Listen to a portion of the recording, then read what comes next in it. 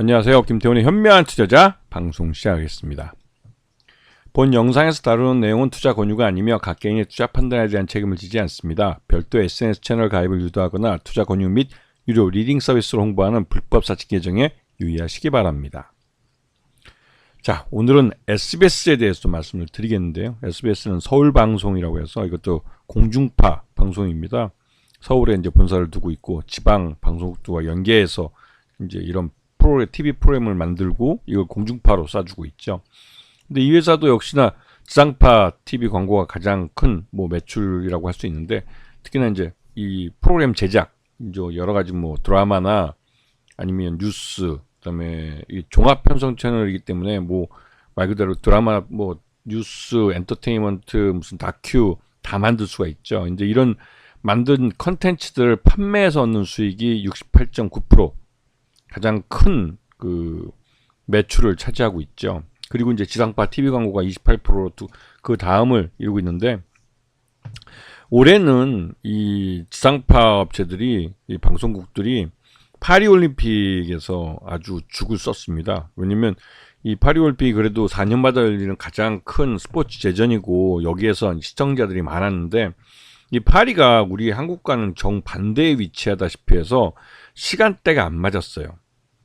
우리가 낮일 때 이제 이쪽은 이제 오후 정도 되고, 하여튼 시간이 이렇게 안 맞아서 우리가 이제 밤에 이제 낮에 이제 회사에서 일 보고 저녁 때 퇴근해 집에 오면 이제 이쪽 프랑스 파리가 시간차가 한 8시간, 한 거의 12시간 정도 나죠.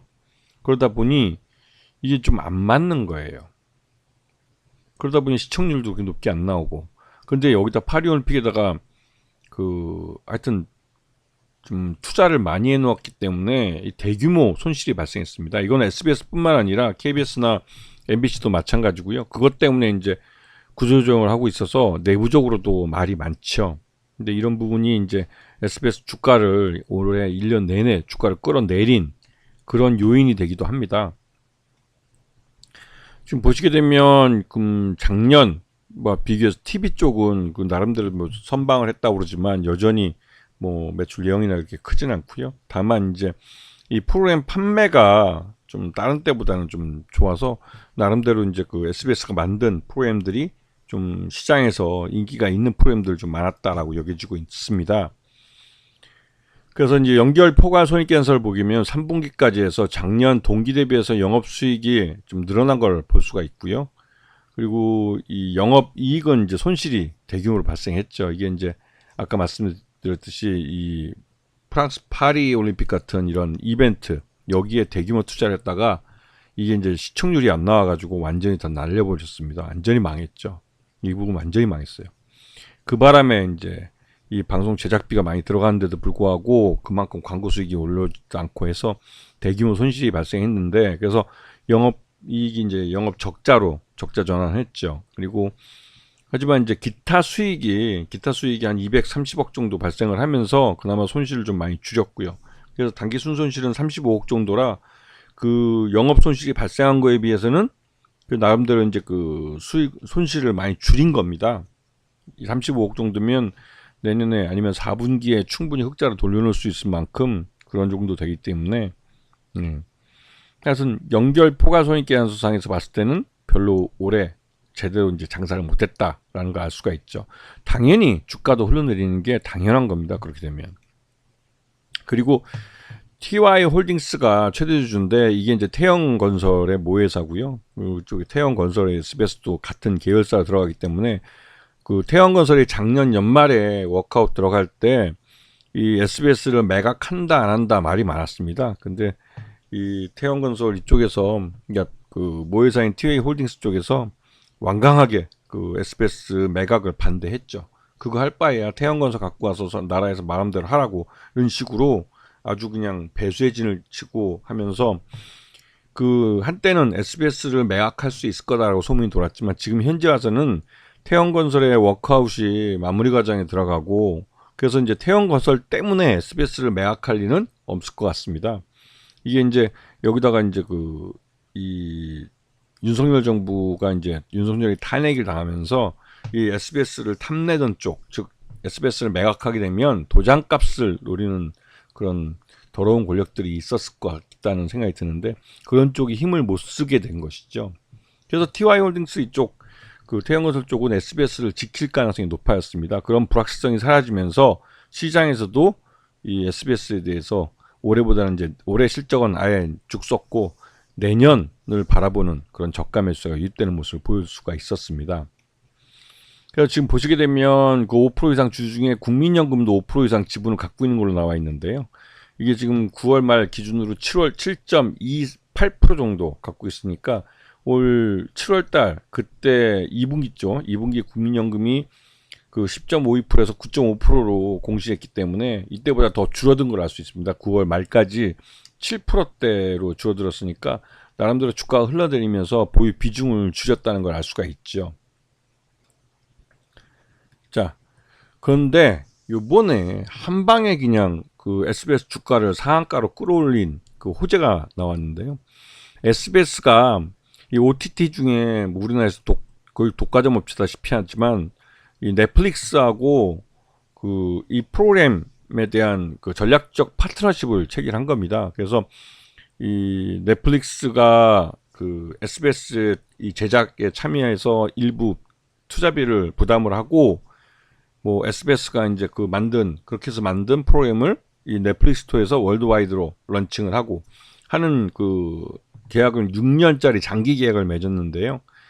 이렇게 되면 뭐 SBS의 인기 프로그램 런닝맨이나 이런 것들을 넷플릭스에서도 볼 수가 있게 되는 것이죠. 런닝맨 같은 경우는 우리나라뿐만 아니라 동남아 지역에서도 굉장히 인기가 있어서 런닝맨은 그 런닝맨에 참여한 그 연기자나 예능인들이 그 동남아나 뭐 필리핀이나 홍콩 무슨 그 뭐 싱가포르나 이런 데 가면 진짜 인기 스타로 대접받는다고 합니다. 그 정도로 이제 SBS의 이 런닝맨은 SBS를 대표하는 프로그램으로 자리 잡고 있고 또 이러한 프로그램들은 이제 넷플릭스 통해서 전 세계에 런칭을 하기 때문에 이제는 전 세계에서 더 많은 팬들을 가질 수 있게 되는 것이죠. 그렇게 되면 SBS의 프로그램 뭐 가격도 그렇고 여기에 출연하는 예능인들의 몸값도 더 올라가게 되는 것이고 그래서 이 넷플릭스의 컨텐츠를 올릴 수 있느냐 없느냐가 또 많은 그 가치의 차이를 가져옵니다. 그런 부분에서 이번에 SBS가 넷플릭스와 6년간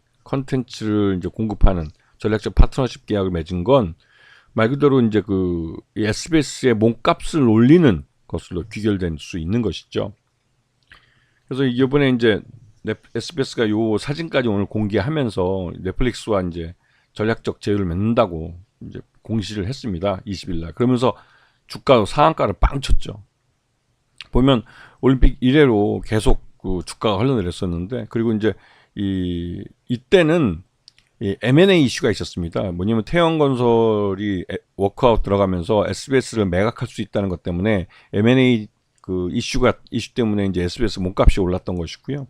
왜냐면 경영권 프리미엄이 붙기 때문에 그런 부분에서 올랐었는데 그 이후에 이제 그 M&A에 대해서 지금 5월 달에 그러니까 4월 초인가요? 그때 총선이 있어서 결국은 그럴 때 이제 방송사를 건들면 안 되기 때문에 일단은 윤석열 정부에서도 이제 이 SBS 매각권은 좀 물밑에 들어갔죠. 그리고 이게 이제 이 총선에서 그 야당이 이제 승리하고 나서 오히려 이제 SBS 더 매각권은 더 이제 꺼내기 어려운 그런 뜨거운 감자가 돼버렸습니다. 누구든 이제 왜냐하면 야당 쪽에서는 당연히 그 이 워크아웃 과정에서 필요한 일이라고 해서 뭐 태영건설 채권단이 요구를 해도 이거를 야권에서는 그 말 그대로 이제 그 태영건설 쪽 오너일가 TY홀딩스 쪽에서도 절대로 SBS를 못 판다고 그렇게 해왔기 때문에 그렇게 되면 또 이 이슈가 될 수 있기 때문에 이 그 집권 여당 쪽에서도 이제 함부로 이걸 건들지 못했죠. 하지만 이제 뭐 파리 올림픽에서도 이게 실패하고 그러니까 뭐 실적도 안 좋고 그러니까 주가는 뭐 계속 흘러내렸습니다. 그 이후로 계속 흘러내렸고 그러다가 이제 이번에 이제 넷플릭스랑 앞에 보였던 그 넷플릭스랑 전략적 제휴를 맺으면서 이 SBS가 제작한 프로그램들이 전 세계 넷플릭스를 통해 전 세계로 이제 방영될 수 있기 때문에 그에 따른 몸값이 이제 컨텐츠에 대한 가격을 올릴 수 있는 그런 기회를 갖게 된 것이죠. 근데 일단 뭐 6년짜리 장기 계약을 맺었기 때문에 이 6년 동안은 지금 현재 계약한 대로 그 조건대로 이제 납품을 하게 되는 겁니다. 그래서 이제 그게 수익에 얼마나 큰 도움이 될지 모르겠지만 지금 그 SBS 이 기업 쪼그라든 기업 가치보다는 훨씬 더 개선된 모습을 보여줄 가능성이 큰 것이죠.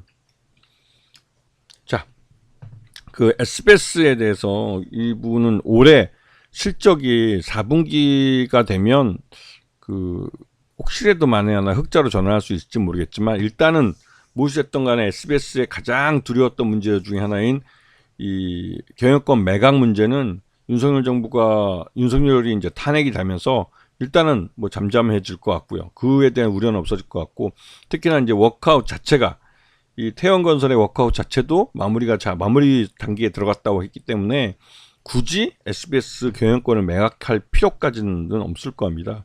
그래서 그런 부분이 불확실성이 사라지면서 더더욱 여기에 이제 넷플릭스에다가 컨텐츠를 공급한다는 이런 계약건이 그 장기 계약건이 나오면서 저가 매수가 유입되면서 주가를 끌어올려 버린 것이죠. 그래서 그 SBS는 지난 뭐 한 6개월, 7개월 동안 흘러내리는 것을 단 하루 동안 그냥 주가를 만회해 버린 아주 드라마틱한 주가 상승을 보여줬습니다. 근데 그만큼 SBS는 이제 내년 주가를 생각하는, 이제 올해도 며칠 안 남았기 때문에 내년 주가를 생각해야 되는 그 차원에 들어갔고요. 그래서 지금 급등한 것 때문에 차익실현 매물이 나와서 주가가 좀 흘러내린다면 이건 뭐 오히려 싸게 살 기회를 준다고 해도 과언이 아닐 겁니다. 그만큼 SBS의 이 기업 가치는 재평가를 받는 그런 시기가 돌아온 거라고 할 수가 있죠. 아시겠죠? 자, 오늘 방송 여기서 마치겠습니다. 감사합니다.